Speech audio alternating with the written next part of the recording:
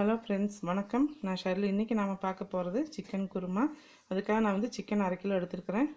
உருளைக்கிழங்கு இது மாதிரி பீஸாக கட் பண்ணி வச்சுக்கோங்க. 2 உருளைக்கிழங்கு, தேங்காய் 1/2 மூடி, தக்காளி மீடியம் சைஸ் 3, பெரிய வெங்காயம் மீடியம் சைஸ் 3, இஞ்சி இது மாதிரி பீஸ் ஒரு 2 எடுத்துக்கோங்க, பூண்டு 10 பல், தனியாத்தூள் ஒரு 4 ஸ்பூன் அளவுக்கு எடுத்துருக்கிறேன், மிளகாத்தூள் 2 ஸ்பூன், பட்டை இது மாதிரி பீஸ் ஒரு 5 பீஸ் எடுத்துக்கோங்க, கிராம்பு 4, ஏலக்காய் 4, கசகசா 2 ஸ்பூன், சோம்பு 1 ஸ்பூன், பச்சை மிளகாய் 4, கொத்தமல்லி 1/2 கட்டு, தயிர் 1 கிண்ணம், லெமன் ஜூஸ் ஒரு 1/2 கிண்ணம் எடுத்துருக்கிறேன், 1/2 பழம் எடுத்து புழிஞ்சு வச்சுருக்கிறேன், எண்ணெய் தேவையான அளவு, உப்பு தேவையான அளவு. இது எப்படி செய்யறதுன்னு உங்களுக்கு செஞ்சு காமிக்கிறேன்.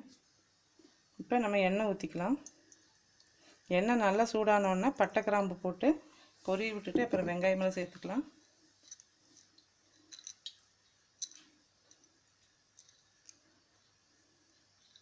நான் ஒரு 2 பீஸ் பட்டை, 2 கிராம்பு, 2 ஏலக்காய் போடுறேன்.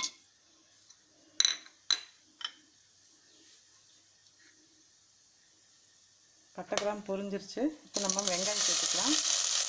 வெங்காயம் ஒரு 3/4 பாகம் சேர்த்துருங்க. ஒரு 1/4 பாகம் நம்ம அரைக்கிறதுக்காக வச்சுக்கலாம்.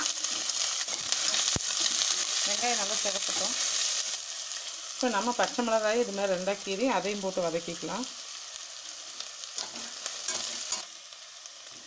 இப்போ வெங்காயம் உங்களுக்கு 3/4 பாகம் வதங்கிடுச்சு. இந்த ஸ்டேஜில் நம்ம சிக்கன் சேர்த்துக்கலாம். சிக்கன் சேர்த்து நல்லா கலந்துட்டே இருந்தோம்னா அது சிக்கனில் இருக்க தண்ணியெல்லாம் விட்டுரும். அப்புறம் உங்களுக்கு அந்த பச்சை வாசனையெல்லாம் இல்லாமல் சிக்கன் ஒரு மாதிரி கவிச்ச வாசனை இல்லாமல் நல்லாயிருக்கும்.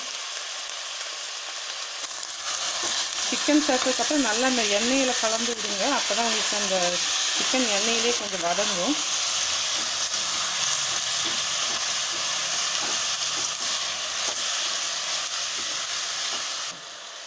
இப்போ சிக்கன் கொஞ்சம் நல்லா வதங்கிடுச்சு எண்ணெயில். இது கூடவே நம்ம தக்காளி சேர்த்துட்டு நல்லா கலந்து மூடி வச்சுக்கலாம்.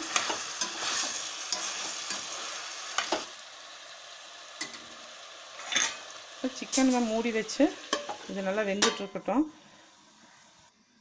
அதுக்குள்ளே நாம் இந்த மீதி இருக்கிற பட்டை, கிராம்பு, ஏலக்காய், சோம்பு, கசகசா, இஞ்சி, பூண்டு, அப்புறம் இந்த மீதி இருக்கிற வெங்காயம் இதையெல்லாம் நல்லா பேஸ்ட்டாக அரைச்சிக்கலாம். வெங்காயம் நம்ம கடைசியாக கதகதப்பாக அரைச்சா போதும். இது கூட நாம் அரைச்ச மசாலா சேர்த்துக்கலாம்.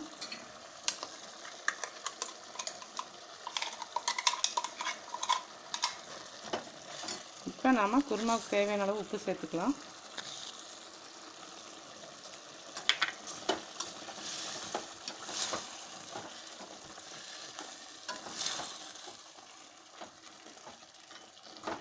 இது கூடவே நாம் தனியாத்தூள் சேர்த்துக்கலாம்.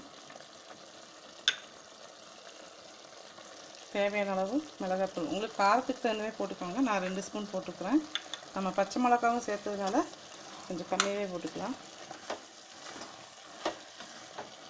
இது கூடவே 1 கிண்ண அளவுக்கு தயிர் சேர்த்துக்கலாம்.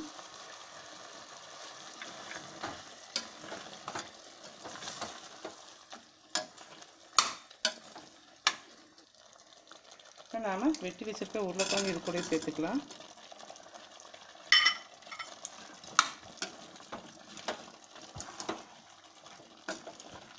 நல்லா கலந்து விட்டுட்டு ஒரு 1/2 டம்ளர் அளவுக்கு தண்ணி ஊற்றி, ஏற்கனவே இதில் தண்ணி விட்டுருக்கு, ஒரு 1/2 டம்ளர் அளவுக்கு தண்ணி ஊற்றி ஒரு 2 விசில் வச்சு நம்ம சிக்கனும் உருளைக்கிழங்கு வெந்ததுக்கப்புறம் தேங்காய் ஊற்றிக்கலாம். இந்த அரைச்ச மிக்ஸி ஜாரவே அலசி இதில் ஊற்றிடுறேன் ஒரு 1/2 டம்ளர் அளவுக்கு.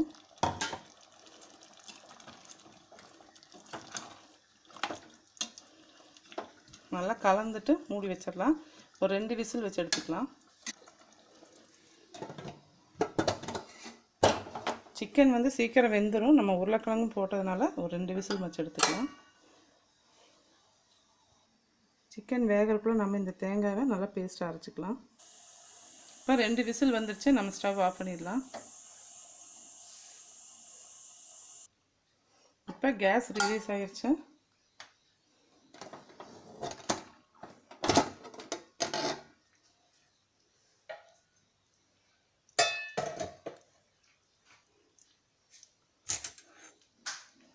திரும்ப ஸ்டவ் பற்ற வச்சுட்டு தேங்காய் ஊற்றிக்கலாம். சிக்கன் எல்லாம் உங்களுக்கு நல்லாவே வெந்துருச்சு, சிக்கன் உருளைக்கிழங்கு எல்லாமே.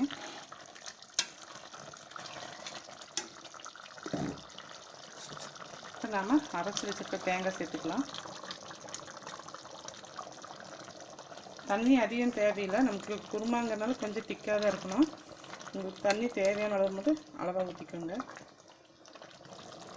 இப்போ நல்லா குழம்பு கொதிச்சிட்ருக்கு. இந்த ஸ்டேஜில் நம்ம புளிஞ்சு வச்சுக்க லெமன் போட்டுக்கலாம். லெமன் வந்து உங்களுக்கு ஒரு பாதி அளவு போதும், நம்ம தக்காளி சேர்த்துருக்கறதுனால பாதியே போதும்.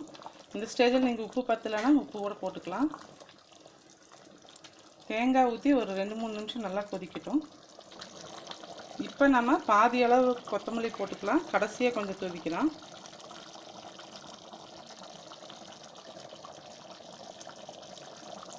கொத்தமல்லி போட்டுட்டு நல்லா கலந்து விட்டுருங்க.